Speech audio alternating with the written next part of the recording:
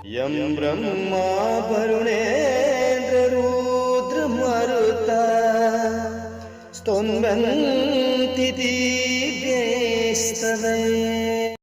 ओम नमः शिवाय। हर हर महादेव। श्री स्वस्थानी देव्यै नमः।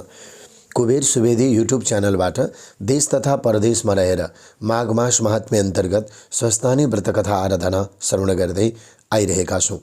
समस्त कथा श्रवण गरिराख्नुहुने आमा दिदीबहिनीहरू, बुबा दाजुभाइहरू एवं व्रत आराधना निष्ठा श्रद्धा भक्तिभावका साथमा व्रतमा रहनुहुने सम्पूर्ण व्रतालु मातृशक्ति आमा दिदीबहिनीहरू, बुबा दाजुभाइहरू, माघ मासको यो पवित्र समयमा बडा श्रद्धा भक्तिभावका साथमा स्वस्थानी व्रत कथा आराधना श्रवण गरेर यूट्यूब च्यानलको माध्यमबाट स्वस्थानी जगदीश्वरी र भगवान देवादिदेव महादेवका पावनमय कथाहरू श्रवण गर्दै आउनुहुने तपाईँ र तपाईँका सम्पूर्ण परिवारहरूमा देवादिदेव महादेव एवं माधव नारायण भगवानको कृपा तपाईँ र तपाईँका हाम्रा सम्पूर्ण परिवारहरूमा बरसियोस् भन्दै आउनुहोस्। अब आजको कथा अध्यायमा हामी प्रवेश गर्न गइरहेका छौँ। श्रद्धा भक्तिभावका साथमा आउनुहोस्। अब प्रार्थना पुष्पाञ्जली गर्दै हामी सबैले स्वस्थानी कथा श्रवण गर्नेछौँ। सर्वप्रथम प्रार्थना पुष्पाञ्जली। यं ब्रह्मा वरुणेन्द्र रुद्रमरुतस्तुनुवन्ति दिव्यैस्तवैर्वेदैर्साङ्गपदक्रमोपनिषदैर्गायन्ति यं सामगा ध्यानावस्थित तद्गतेन मनसा पश्यन्ति यं योगिनो यस्यान्तं न विदुसुरासुरगणा देवाय तस्मै नमः।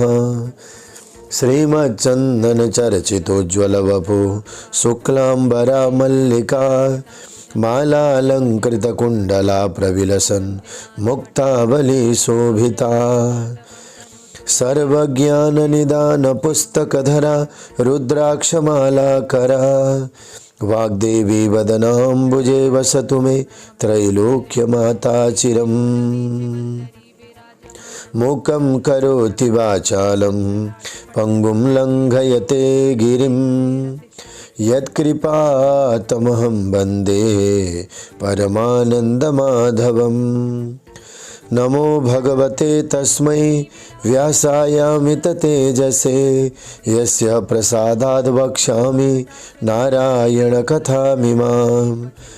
नारायणं नमस्कृत्य नरं चैव नरोत्तमं देवीं सरस्वतीं व्यासं ततो जयमुदीरयेत्।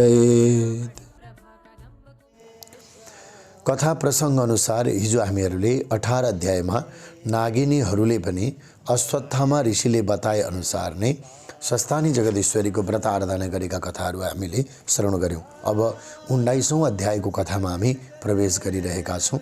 आउनुहोस् सबैजना 19 अध्यायको कथा अब श्रवण गरौँ। कुमारजी आज्ञा गर्नुहुन्छ, हे अगस्त्य मुनि, तिमी ध्यानपूर्वक सुन।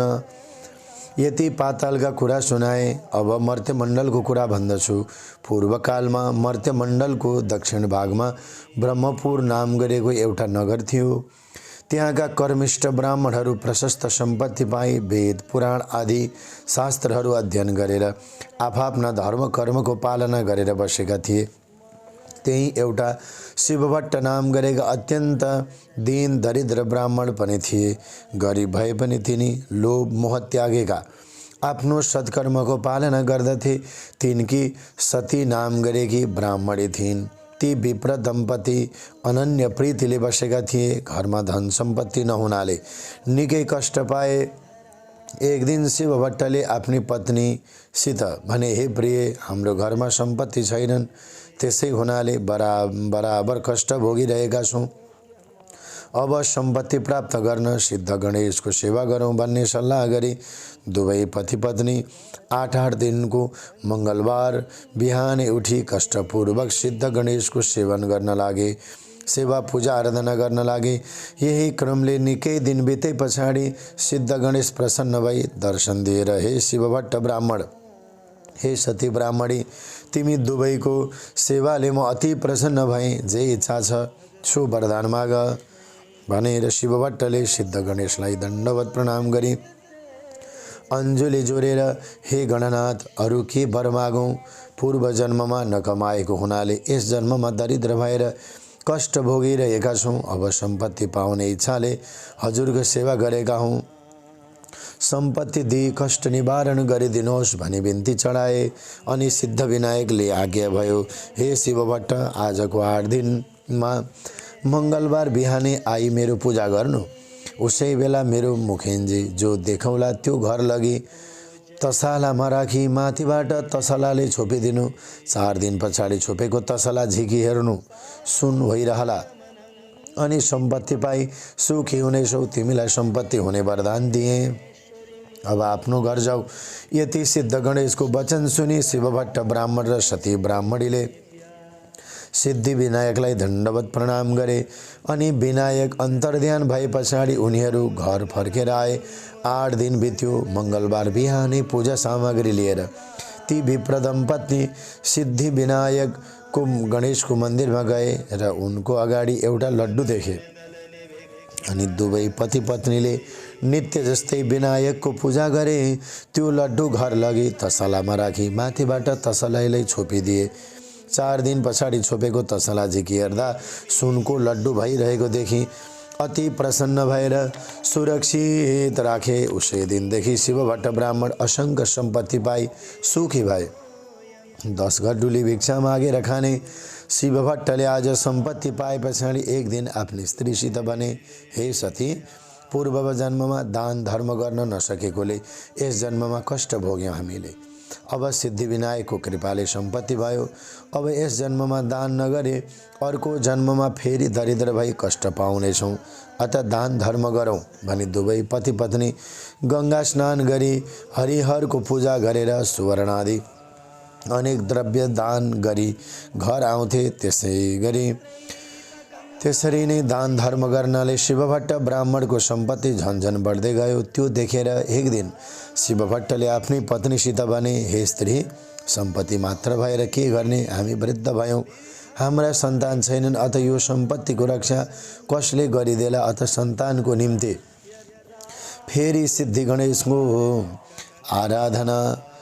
गणेशको उपासना आराधना गरौँ। यस्तो सल्लाह गरेर अघि जस्तै 8 दिनमा मङ्गलबार बिहानै सिद्धि विनायकको सेवा गर्न लागे। तिनको निष्कपट सेवाले विनायक प्रसन्न भई दर्शन दिएर, हे शिव भट्ट ब्राह्मण, तिम्रो सेवाले म प्रसन्न भएँ, वरदान माग भन्नुभयो।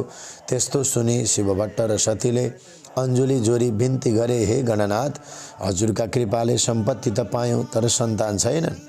त्यो सम्पत्तिको रक्षा कसले गरिदेला? अत सन्तान दिनुहोस्। तिनको यस्तो प्रार्थना सुनि सिद्धि विनायकले आज्ञा भयो, हे शिव भट्ट, आजका 7 दिन बिहानमा आई यसै गरी मेरो पूजा गर्नु।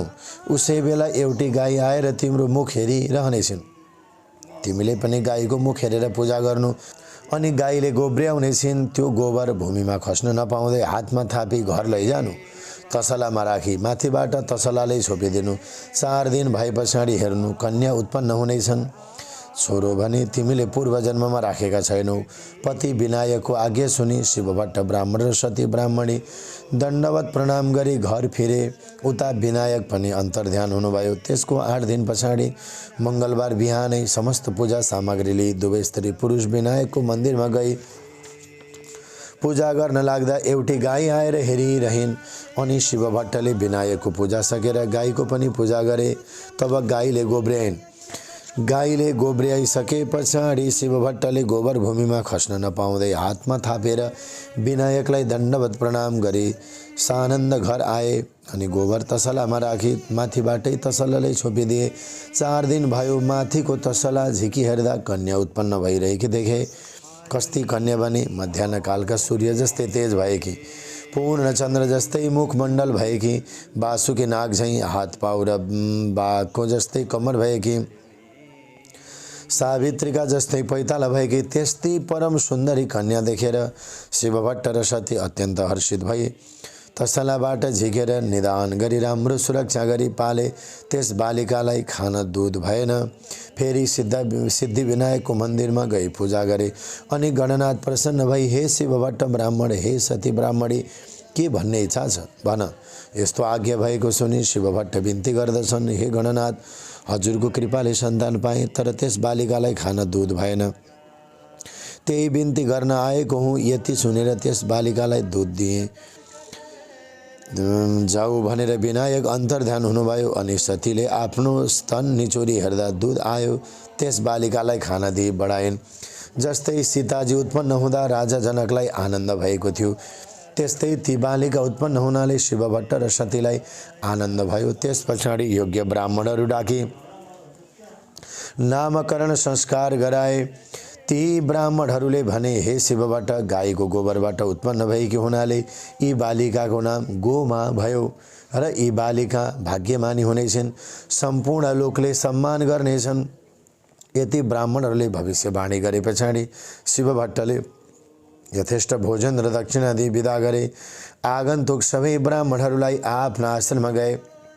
त्यस पछाडि ती गोमा नामकी कन्या शुक्ल पक्षकी चन्द्रमा झैँ प्रतिदिन बढेर 5 वर्षकी भइन्। अनि शिवभट्ट ब्राह्मण सती ब्राह्मणीले एक दिन कन्यालाई भने, हे पुत्री, हामी गङ्गा स्नान गरेर आउँछौँ, तिमी पूजाको निम्ति अक्षता केलाइराखे भनी अराएर दुवै दम्पति नित्य गङ्गा स्नान गर्न गएर हरिहरको पूजा गरी सुवर्णादि नाना द्रव्य आदि दान गरेर आउँथे। त्यही क्रमले दान गर्दा गर्दा अमरावती थर्क्यो। देवराज डराई समस्त देवताहरू साथमा लिई कैलाशमा श्री महादेव कहाँ गएर बिन्ती गरे, हे ईश्वर, मर्त्यमण्डलको दक्षिण भागमा एउटा ब्रह्मपुर भन्ने नगर छ। त्यहाँ शिवभट्ट नाम गरेका ब्राह्मण र सती नाम गरेकी उनकी पत्नी पतिव्रता स्त्री छिन्। ती दुवै स्त्री पुरुषले हजुरका पुत्र सिद्धि विनायकको सेवा गरेर विनायक खुसी भई असङ्ख्य सम्पत्ति दिए। शिवभट्टले सम्पत्ति पाए पछाडि नित्य गङ्गा स्नान गरेर हरिहरको पूजा गरी सुवर्णादि नाना द्रव्यहरू दान गर्नाले अमरावती थर्कियो। हे शम्भो, म अरू पनि बिन्ती गर्दछु। ती शिवभट्टले सम्पत्ति पाए पछाडि सन्तान भएनन् भनी फेरि विनायकको सेवा गरे। तब गणेशजी खुसी भएर सकल लक्षणले युक्त परम सुन्दरी एउटी कन्या पनि वरदान दिए, हे प्रभु, हामीहरूको रक्षा गरिबक्सियोस्। हजुरले रक्षा नगरे अमरावतीबाट मैले च्युत हुनुपर्नेछ। यति इन्द्रको प्रार्थना सुनि महादेव आज्ञा गर्नुहुन्छ, हे देवेन्द्र, नडराऊ, म रक्षा गर्नेछु।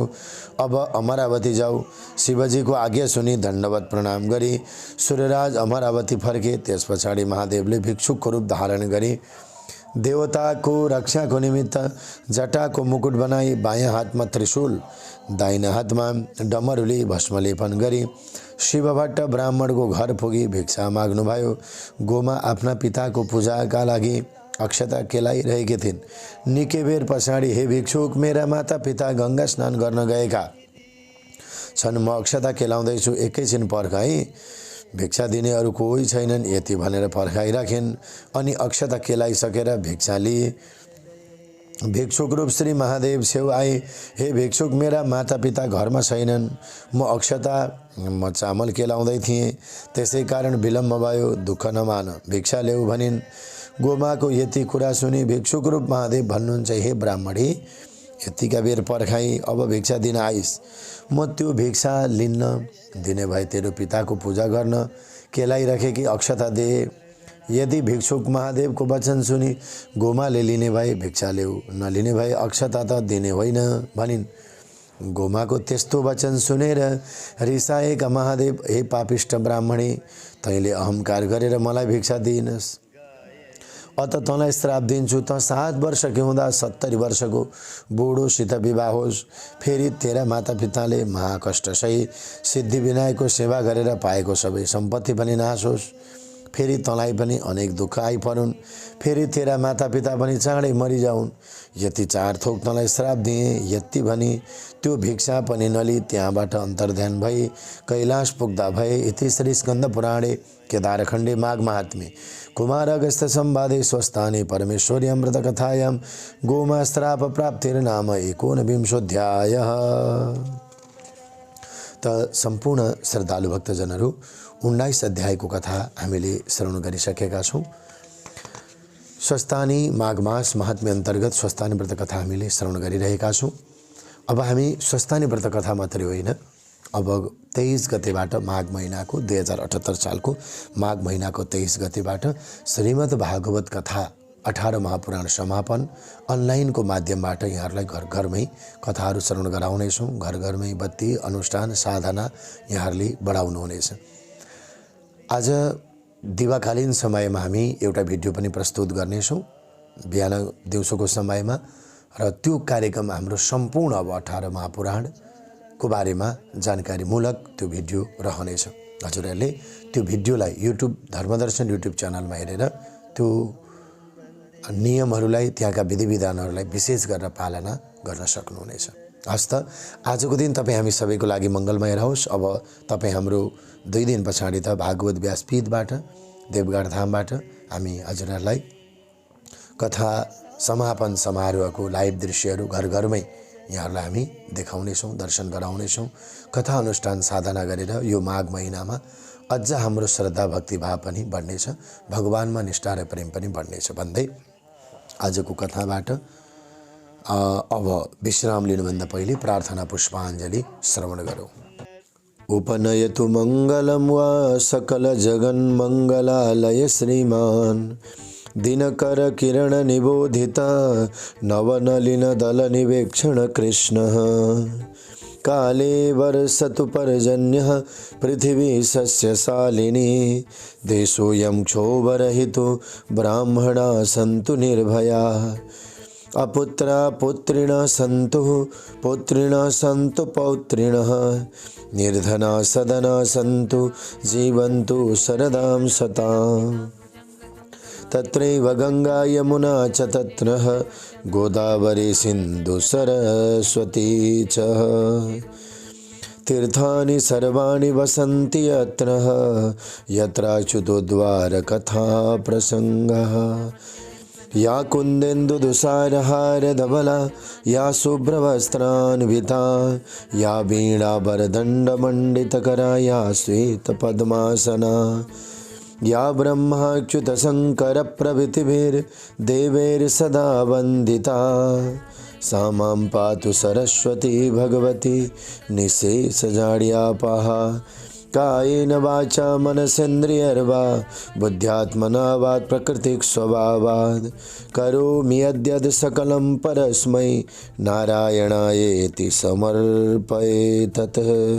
श्री स्वस्थानी देव्यार्पणमस्तु। हस्त, आजको दिन तपाईँ हामी सबैको लागि मङ्गलमय बनोस्। स्वस्थानी जगदीश्वरी देवादिदेव महादेव माधव नारायण भगवानको कृपा तपाईँ हामी सबैमा रहोस्। हस्त, आजको कथा आजको अध्यायमा कुबेर सुवेदी बिदा हुन्छु। जय श्री राधे, जय श्री कृष्ण।